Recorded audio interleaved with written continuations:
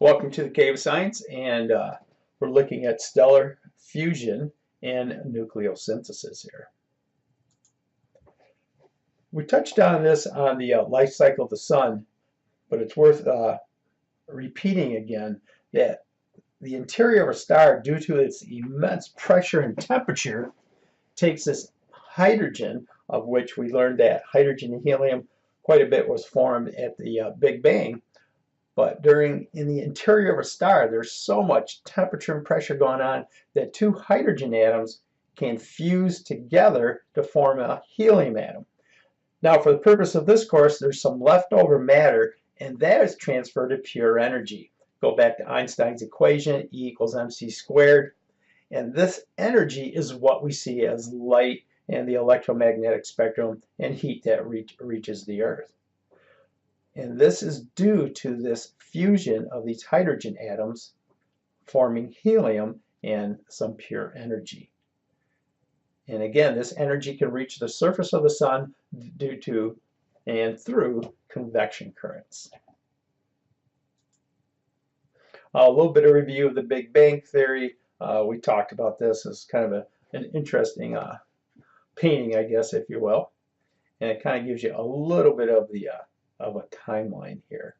So you can look at this, again, you can Google this and find this on your own. Well, as the sun and any star goes through its life cycles, different elements are formed.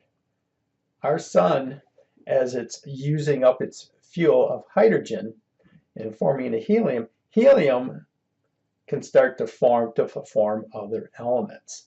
And some of these other elements that our sun can form up to, you started getting into iron and a nickel core. And you can see different elements being formed. Once the sun starts running out of hydrogen to fuse, it'll start taking helium and combining them in different ratios to form different elements, and those elements can form other elements. And you can see, depending on really the size of the star, what elements can be formed.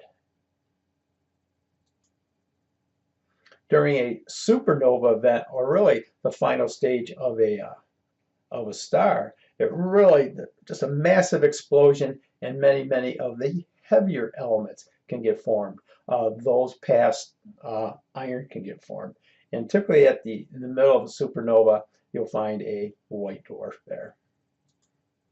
Here's a little bit of a timeline here. So we've got hydrogen. As the hydrogen condenses and pressure and temperature builds up, you get nuclear fusion. Blue and yellow stars, you get the conversion from hydrogen to helium like our sun. And then when our sun goes through the red and red giant stage, you can start to get carbon, nitrogen, and oxygen being formed. Other larger stars, our sun's pretty much middle of the road, other larger stars can start forming the other elements all the way up to iron. And then with a supernova, you can actually get heavier elements being formed out of the lighter elements. So really, you think in a nutshell, stars will take hydrogen and form helium. And as they go through the red phase, they can go through the red giant phase. They can go all the way through carbon, nitrogen, and oxygen. And then bigger stars can form the elements through iron. I would remember that stars through their lifespan can form elements that are heavier than helium and lighter than iron. And iron's the heaviest one they can form. And then the heavier elements get formed through a supernova. Again, the heavy elements of stellar nucleosynthesis. Fusion creates heavier elements from lighter elements. Very massive stars produce elements up to the iron in the core. Our sun can get up to carbon and oxygen, and there are much bigger stars out there than our sun. And as it mentions here, it can end up in iron.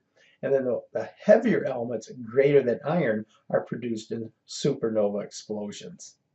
And here it says the density gets so great that protons, electrons are combined to form neutrons and so forth. And so this is to remember here, this is really the whole idea of nucleosynthesis, or the formation of the elements. Hydrogen and helium at the Big Bang. Stars can produce all the way up and including iron. And then when you get into the supernova phase or stage of a solar lifespan, really the heavier elements are formed there. And this one's probably the key here. So that's going to leave us at that, and we'll catch you on the flip side.